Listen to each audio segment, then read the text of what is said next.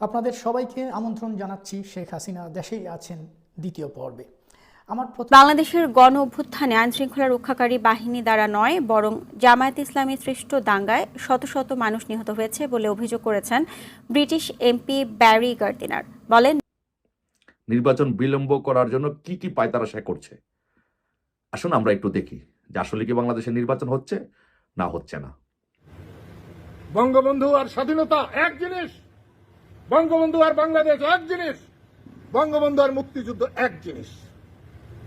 বঙ্গবন্ধুকে অপমান করা হলে মুক্তিযুদ্ধকে অপমান করা হয়, বঙ্গবন্ধুকে অপমান করা হলে বাংলাদেশকে অস্বীকার করা হয়। দর্শক, আপনাদের কি মনে হচ্ছে শেখ হাসিনা বাংলাদেশে আছেন এবং আত্মগোপনে আছেন? দিনে দিনে বের হচ্ছে গোপন গোপন তথ্য। হঠাৎ করেই কি শেখ হাসিনা সবার সামনে হাজির হবেন? খুবই গুরুত্বপূর্ণ হতে যাচ্ছে আজকের এই খবরটি। পুরো খবরটি না টেনে দেখতে থাকুন। আপনাদের সবাইকে আমন্ত্রণ জানাচ্ছি শেখ হাসিনা দেশেই আছেন দ্বিতীয় পর্বে। আমার প্রথম পর্বটি প্রচারের পরপরই তড়িঘড়ি করে পরের দিনই ভারতের আনন্দবাজার পত্রিকা দৈনিকটি একটি রিপোর্ট প্রকাশ করেছে, একটি সংবাদ প্রকাশ করেছে। সেটি থেকে আমি আপনাদেরকে প্রমাণ করে দিব যে আসলে এই সংবাদটি সম্পূর্ণ ভুয়া এবং শেখ হাসিনা যে ভারতে নেই সেই বিষয়টি একেবারে পানির মতো পরিষ্কার হয়ে যাবে আপনাদের কাছে। একটু কুইকলি আমি আপনাদেরকে নিউজটি একটু পড়ে শোনাই। ইউনূসের পরিকল্পনাতেই বাংলাদেশে গণহত্যা, আমেরিকার সবাই ভার্চুয়াল বক্তৃতায় হাসিনা নাকি এই কথা বলেছেন। দেখেন, নিউজটি বলছে যে নিউ ইয়র্কে আয়োজিত সভায় বাংলাদেশের সংখ্যালঘু জনগোষ্ঠী, ধর্মস্থান এবং ধর্মীয় সংগঠন ইসকনের উপর হামলারও নিন্দা করেছেন হাসিনা। তার অভিযোগ, অন্তর্বর্তী সরকারের মদতেই চলছে হিংসা। পুরো এই নিউজটি খুব সংক্ষিপ্ত নিউজ। সেখানে বলছে যে ভারতের মাটি থেকে, দেখেন এখানে স্পেসিফিক্যালি এই শব্দ মালা ইউজ করা হয়েছে যে ভারতের মাটি থেকে, যাতে করে আপনি ধরে নেন যে শেখ হাসিনা ভারতে আছে। টেকনিক্যালি ট্যাক্টফুলি এই বিষয়টা কিন্তু এখানে করা হয়েছে। আমেরিকায় আয়োজিত এক আলোচনা সভায় ভার্চুয়াল বক্তৃতা করেন। পুরো এই নিউজটিতে কোথাও উল্লেখ করা হয়নি যে কোন সভা এটা, কার সাথে এটি ঘটেছে, এবং এটা থেকে আপনি কোনো ছবিও এখানে দেওয়া হয়নি, কোনো ভিডিও লিঙ্ক, কোনো কিছু নেই। এবং কার সাথে, যদি আপনি ট্রাম্পের সাথেও মিটিং করে থাকেন সেটার তো একটা ভিডিও ফুটেজ বা সেটার একটা নিউজে আসলে সেটা স্ক্রিনশট, আজকাল যদি জুমেও আপনি অনলাইন মিটিং করে থাকেন স্ক্রিনশট নেওয়া হয় যে কারা কারা উপস্থিত সেই মিটিংয়ে, সেটার একটা স্ক্রিনশট আজকাল পত্রিকায় দেখবেন এই ধরনের অনেক সংবাদ ছাপা হয় যেখানে অনলাইন মিটিং হয়ে থাকে এবং স্ক্রিনশট দেওয়া হয়ে থাকে। কিন্তু এখানে কোনো ধরনের ইনফরমেশন এখানে নেই, অথচ একটি নিউজ তারা প্রকাশ করেছে তড়িঘড়ি করে আমার সেই ভিডিওটার পরে।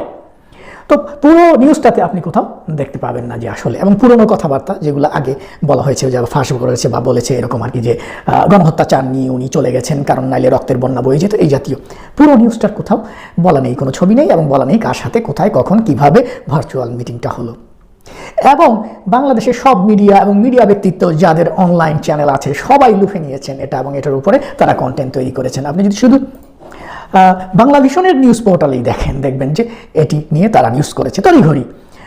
ভারত থেকে যুক্তরাষ্ট্রের শেখ হাসিনার ভার্চুয়াল বক্তৃতা, তারা সেটা ভেরিফাই করা বা এই যে প্রশ্নগুলো আমি উত্থাপন করলাম সেগুলোও তারা উত্থাপন করার কোনো প্রয়োজন বা তাদের সময় হয়তো নেই বা তাদের মাথায় আসেনি এই বিষয়গুলো। দেখেন, সেই নিউজটি পুরোপুরি এখানে হুবহু তুলে দিয়েছে এবং দেখেন এখানে উল্লেখ করছে সূত্র আনন্দবাজার। এই হলো বাংলাদেশের নিউজ এজেন্সিগুলোর অবস্থা, সাংবাদিকতার এই হলো পরিস্থিতি।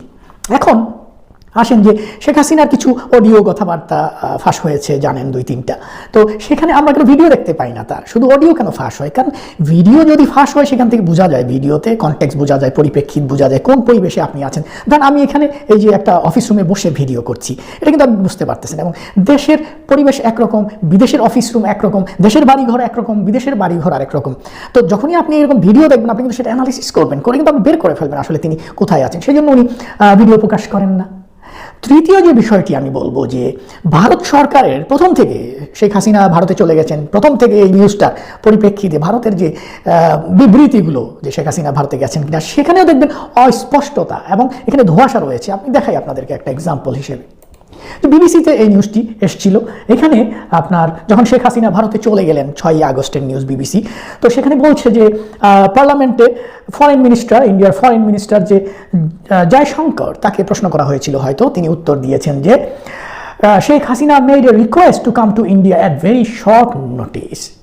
খুবই শর্ট নোটিসে ভারতে আসার জন্য রিকোয়েস্ট করেছিলেন শেখ হাসিনা। কিন্তু কোথাও নেই এই রিপোর্টটার, যে আপনি পাবেন না খুঁজে কোনো রিপোর্টে আজ পর্যন্ত যতগুলো রিপোর্ট হয়েছে বা ভারত সরকারের বিবৃতি এসছে সেখানে আপনি পাবেন না। বলেছে যে তিনি ভারতে আসতে চেয়েছেন এবং আমরা তাকে রেখেছি বা আমরা তাকে আশ্রয় দিয়েছি। যদি সত্যি সত্যি আশ্রয় দেয় তাহলে কি, তাহলে তো সেটা স্বীকার করবে সরাসরি, সেখানে সমস্যা কি? এরকম তো অন্য অনেককেই তারা আশ্রয় দিয়েছে। এবং যদি সত্যি সত্যি আশ্রয় দিয়ে থাকতো তাহলে বলতো যে আমরা মানবিক কারণে বাংলাদেশের সাবেক প্রধানমন্ত্রীকে আশ্রয় দিয়েছি, অথবা তার জীবন ঝুঁকিতে পড়ে গিয়েছিল, তাকে হয়তো মেরে ফেলা হবে, সেই ভয় থেকে আমরা প্রতিবেশী রাষ্ট্রের স্বার্থেই তাকে আশ্রয় দিয়েছি। কিন্তু দেখেন না, এরকম কোনো বিবৃতি কিন্তু তাদের পক্ষ থেকে নেই। তারা রাখ গুড় একটা অবস্থা তাদের। তারপরে আরেকটি দেখাই আপনাদেরকে, ইন্টারেস্টিং, যে বাংলাদেশের মিডিয়াগুলোও এই যে কতভাবে এই গুজব বা এই যে অসত্য ইনফরমেশনগুলো প্রচার করে গেছে। দেখেন এই নিউজটা, এটি নিউ এজে প্রকাশিত হয়েছিল 15 অক্টোবর, যেখানে বলছে যে মিডিয়া রিপোর্ট এসছে, মিডিয়াতে বিভিন্ন রিপোর্ট পাওয়া গেছে, যে জানা গেছে যে Sheikh Hasina has recently been granted a travel pass by Indian authorities. ইন্ডিয়ার সরকার তাকে, শেখ হাসিনাকে ট্রাভেল পাস গ্রান্ট করেছে, দিয়েছে, কারণ বাংলাদেশের সরকার তার যে পাসপোর্ট বাতিল করেছে বা বাতিল হয়ে গেছে নানা কারণে, সেইটার কারণে তার যে চলাফেরা যেন সমস্যা না হয়, মুভ করতে পারেন ইন্ডিয়ার ভেতরে অথবা ইন্ডিয়ার বাইরে যেতে পারেন, সেই জন্য ইন্ডিয়ান গভর্নমেন্ট তাকে ট্রাভেল পাস দিয়েছে। অথচ ইন্ডিয়ান গভর্নমেন্ট এরকম কোনো কিছু প্রচারও করেনি, দাবিও করেনি। বাংলাদেশের নিউজ এজেন্সিগুলো দেখেন সেই দাবি করছে, এবং হয়তো ভারতের নিউজ মিডিয়াও সেখানে দাবি করেছে বলে সেটা তারা কপি করেছে। দেখেন কোথাও কোনো কনফার্মেশন নাই, কোনো স্পেসিফিক কোনো কিন্তু নিউজ নেই। এইভাবেই গুজবের মাধ্যমে আমরা কিন্তু একটা ধারণা লাভ করেছি যে শেখ হাসিনা ভারতে আছেন। এরকম ঘটনা যেটা বলছিলাম, যে ভারত এরকম দালাই লামাকে আশ্রয় দিয়েছে যখন তিব্বতে অ্যাটাক হয়, এবং দালাই লামা বৌদ্ধ ধর্ম প্রচারক এবং শান্তির, যেহেতু উনি যে একজন শান্তি প্রচারক, সেই জন্য তার এই ইমপ্রেশনের কারণে তাকে কিন্তু এই চায়নার আগ্রাসন থেকে বাঁচাতে তাকে আশ্রয় দিয়েছে, এবং তাকে ট্রাভেল পাস থেকে শুরু করে সবই দেওয়া হয়েছে। তিনি ইন্ডিয়ার মধ্যে চলাফেরা করতে পারেন, এমনকি তিনি সুইজারল্যান্ডেও গিয়েছেন, জুরিকে, সেখানে আমেরিকান কর্মকর্তাদের সাথে মিটিং করেছেন। এরকম এখানে তো চুরির কোনো কিছু নেই, তারা তাকে আশ্রয় দিয়েছে। তারপরে কাশ্মীরের বিচ্ছিন্নতাবাদী নেতা হিসেবে পরিচিত সৈয়দ আলী শাহ জিলানি, তাকেও ইন্ডিয়ান গভর্নমেন্ট আশ্রয় দিয়েছে, অথবা তাকে অন্তরীণ করে রেখেছিল, যে তার চলাফেরা বাধা ছিল বা লিমিটেড ছিল, কিন্তু তাকেও কিন্তু সেখানে গোপন করা হয়নি, এবং তাকেও কিন্তু হজ করতে পর্যন্ত যাওয়ার সুযোগ করে দেওয়া হয়েছে। এমনকি এই ভদ্রলোক যখন বলেছেন বা স্বীকার করেছেন উনি ভারতীয় জাতীয়তাবাদ মানেন, তখন তাকে 8 মাসের জন্য পাসপোর্টও দেওয়া হয়েছিল। সুতরাং যদি সত্যি সত্যি আশ্রয় দেওয়া হয়ে থাকে হাসিনাকে ভারতের মাটিতে, তবে সেটি তো অস্বীকার করবে না বা করার দরকারও নেই, বা প্রমাণ কেন উপস্থাপন করবে না সেখানে, বা একটি অফিসিয়াল একটা ছবি দিতে পারতো, মোদির সাথে একটি ছবি, অথবা যে কোনো তাদের কর্মকর্তার সাথে, সরকারের কোনো ঊর্ধ্বতন ব্যক্তির সাথে কোনো ছবি, বা কোনো একটা মিটিং করছে মোদি তার সাথে, বা এরকম কোনো কিছু অডিও ভিডিও কোনো কিছুই কিন্তু আসেনি, কোনো ছবিও আসেনি। সুতরাং বলবো যে আনন্দবাজার পত্রিকা এভাবে একটি নিউজ প্রচার করে সেখানে দাবি করে যে ভারতেই আছেন শেখ হাসিনা, আসলে পত্রিকাটি প্রমাণ করে দিল যে আসলে শেখ হাসিনা ভারতে নেই। তো কবিগুরু রবীন্দ্রনাথের জীবিত ও মৃত ছোট গল্পে যে এসছে যে কাদম্বিনী মরিয়া প্রমাণ করিল যে সে মরে নাই, তেমনি শেখ হাসিনা পালিয়ে প্রমাণ করেছেন যে তিনি পালাননি। নেক্সট পর্বে বোমা ফাটাবো শেখ হাসিনার ফোন কল নিয়ে। বাংলাদেশের গণ অভ্যুত্থানে আইনশৃঙ্খলা রক্ষাকারী বাহিনী দ্বারা নয়, বরং জামায়াত ইসলামী সৃষ্ট দাঙ্গায় শত শত মানুষ নিহত হয়েছে বলে অভিযোগ করেছেন ব্রিটিশ এমপি ব্যারি গার্দিনার। বলেন, বাংলাদেশ ইসলামী দেশ, গণ অভ্যুত্থানের পর হিন্দু সম্প্রদায়কে টার্গেট করে হামলা চালানো হয়। অন্যদিকে এসব অভিযোগকে জঘন্য ও লজ্জাজনক অসত্য বলে উল্লেখ করেছেন ব্রিটিশ সাংবাদিক ডেভিড বার্গম্যান। সোমবার ব্রিটিশ পার্লামেন্টে এমপি ব্যারির এ অভিযোগের পর নিজের এক্স হ্যান্ডলে এর সমালোচনা করেন বার্গম্যান। বলেন, বিশেষ করে লেবার এমপিরা প্রকৃত ঘটনা বের করার জন্য ন্যূনতম গবেষণাও করেন না, যা লিখে দেয়া হয় তাই পড়ে যান। আসসালামু আলাইকুম। পৃথিবীর যে প্রান্ত থেকে দেখছেন সবাইকে সালাম শুভেচ্ছা জানাচ্ছি, আসসালামু আলাইকুম। সো আসুন আমরা দেখি একটু যে আমাদের মোহাম্মদ ইউনূস নির্বাচন বিলম্ব করার জন্য, বাংলাদেশে নির্বাচন না দেওয়ার জন্য কি মেটিকুলাস ডিজাইন প্ল্যান সে তৈরি করেছে, নির্বাচন বিলম্ব করার জন্য কি কি পায়তারা সে করছে। আসুন আমরা একটু দেখি যে আসলে কি বাংলাদেশে নির্বাচন হচ্ছে না হচ্ছে না। সো বেসিক্যালি বাংলাদেশে কোনো নির্বাচন, আপাতত কোনো নির্বাচন হচ্ছে না। বাংলাদেশে যখন একটি অদ্ভুত পরিস্থিতি সৃষ্টি হয়েছে গত সপ্তাহ সারা বাংলাদেশে বিভিন্ন জায়গায়, যখন বিশেষ করে ঢাকা শহর বিভিন্ন জায়গায় যখন অরাজকতা, নৈরাজ্য, বিশৃঙ্খলা সৃষ্টি হলো, তখন হঠাৎ করে এই চিন্ময় প্রভুকে গ্রেপ্তার করে হিন্দুদের উপরে অত্যাচার নির্যাতন করে একটি সাম্প্রদায়িক দাঙ্গার মতো একটি পরিস্থিতি সৃষ্টি করা হলো। সৃষ্টি করে নির্বাচনটাকে যাতে বিলম্ব করা যায় সেই জন্য জাতীয় সরকার গঠন করার জন্য আহ্বান করা হলো। এবং সবাই কিছু রাজনৈতিক দলগুলোকে নিয়ে, প্রায় অধিকাংশ রাজনৈতিক দল বাংলাদেশে নিবন্ধিত, যদিও এই মিটিং অংশগ্রহণ করেনি, কতিপয় রাজনীতি বিএনপি, জামাত সহ এবং তাদের অ্যালায়েন্সে যারা আছে এই রাজনৈতিক দলগুলোকে নিয়ে একটি মিটিং করে জাতীয় সরকারের করার ঘোষণা করেছে। বাট এটি হচ্ছে আপনার একটি কমপ্লিটলি একটি বাউতাবাজি। এটা হচ্ছে সৈয়দ ইউনূসের আরেকটি মেটিকুলাস ডিজাইন বাউতাবাজি। উনি কখনো এই নির্বাচন দিবে না। কেন দিবেন আপনারাকে আমি বলি। আপনারা প্রথম আলো, আমি বলিনি, এটি প্রথম আলোতে একটি রিপোর্ট হয়েছে, আমি সেই রিপোর্টটি লিঙ্কটি আমি কমেন্ট বক্সে দিয়ে দিব, আপনারা দেখে নেবেন। যে ওইখানে যেটা বলা হয়েছে যে 2025 সালের মার্চ থেকে ভোটার তালিকা হালনাগাদ করা শুরু হবে। তাহলে এই ভোটার তালিকা হালনাগাদ করা শেষ হবে কবে? 2026 সালে 2রা মার্চ। তাহলে 2রা মার্চ 2025 সাল থেকে ভোটার তালিকা হালনাগাদ শুরু হবে। 2026 সালের 2রা মার্চ ভোটার তালিকা, পূর্ণাঙ্গ ভোটার তালিকা প্রকাশ করা হবে। তার মানে হচ্ছে ওনারা 1 বছর সময় নেবে এবং পুরোপুরি এটাকে কমপ্লিট করতে প্রায় ওনারা বলেছে যে 15 মাসের মতো সময় নিবে এই ভোটার তালিকা হালনাগাদ করে প্রকাশ করতে। তার মানে হচ্ছে যে এই 15 মাসের মধ্যে বাংলাদেশে কোনো নির্বাচন হচ্ছে না। এই জাতীয় সরকারের ভাউতাবাজি দিয়ে ওদেরকে গম পাড়ানো হবে বিএনপিকে। এটা হচ্ছে তার একটা মেটিকুলাস ডিজাইনের আরেকটা অংশ।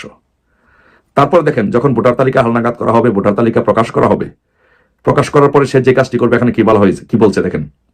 প্রথমে সে যে কাজটি করবে সেটি হচ্ছে যে স্থানীয় সরকার নির্বাচন করবেন।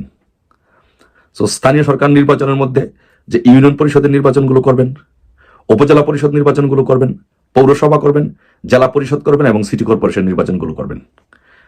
এই নির্বাচনগুলো ওনারা করবেন। তার মানে হচ্ছে তাহলে কি আদৌ বাংলাদেশে জাতীয় নির্বাচন হচ্ছে বা হবে? কখনই হবে না।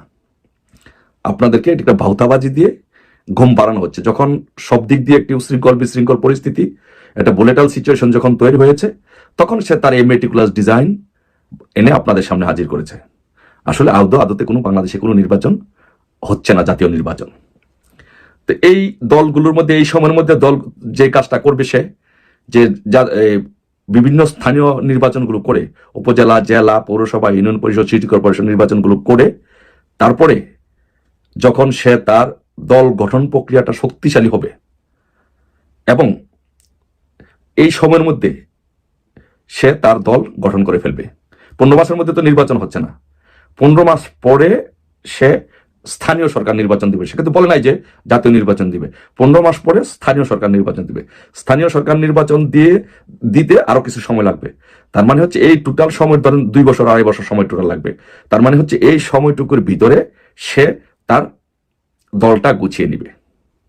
দলটা গুছিয়ে তারপরে যখন স্থানীয় সরকার নির্বাচন যখন হবে, স্থানীয় সরকার নির্বাচনে তার ব্যক্তিগত পছন্দের লোক, তার দলের যে নতুন রাজনৈতিক দল গঠন করা হচ্ছে, সেই নতুন রাজনৈতিক দলের নেতৃবৃন্দকে ওখান থেকে স্থানীয় সরকার নির্বাচনে ইউনিয়ন চেয়ারম্যান, উপজেলা চেয়ারম্যান, পৌরসভার মেয়র, জেলা পরিষদ চেয়ারম্যান, সিটি কর্পোরেশনের মেয়র নির্বাচিত করে আনা হবে। নির্বাচিত করে এনে তার ভিতটা মজবুত করা হবে, শক্তিশালী করা হবে। তারপরে যেটা করা হবে, যখন তার ভিতটা এখানে মজবুত হবে এবং এই নির্বাচনেই স্থানীয় সরকার নির্বাচনে তার পছন্দের লোক নির্বাচিত করবে এবং বিএনপি থেকে জাতীয় এবং লোকাল নেতৃবৃন্দদেরকে ভাগিয়ে এনে এখানে নির্বাচন করে প্রতিনিধি করা হবে। তারপরে যখন তার ভিতটা আরেকটু শক্ত হবে, তখন তার দলটাকে শেষ পূর্ণাঙ্গ শক্তিশালী করার জন্য বিএনপি থেকে জাতীয় পর্যায়ের নেতৃবৃন্দ এবং লোকাল নেতৃবৃন্দ তাদেরকে নিয়ে তার রাজনৈতিক দল গঠন করা হবে। এখানে হচ্ছে যে ভাগিয়ে নেওয়া হবে বিএনপি থেকে জাদরেল নেতা এবং প্রভাবশালী নেতৃবৃন্দদেরকে বিভিন্ন লোভ লালসার টোপ দেখিয়ে ভাগিয়ে নেওয়া হবে। ভাগিয়ে নিয়ে তাদেরকে পদ পদবি এবং স্থানীয় সরকার নির্বাচনে জনপ্রতিনিধি করা হবে। তার মানে কি বুঝলেন? সম্মানিত দর্শক, এতক্ষণ আপনারা ভিডিওটি দেখলেন। তবে কি শেখ হাসিনা বাংলাদেশে আছেন আত্মগোপনে? তিনি কবে বের হবেন? আওয়ামী লীগ নেতা কর্মীরা তাকে কবে মাঠে দেখতে পাবেন?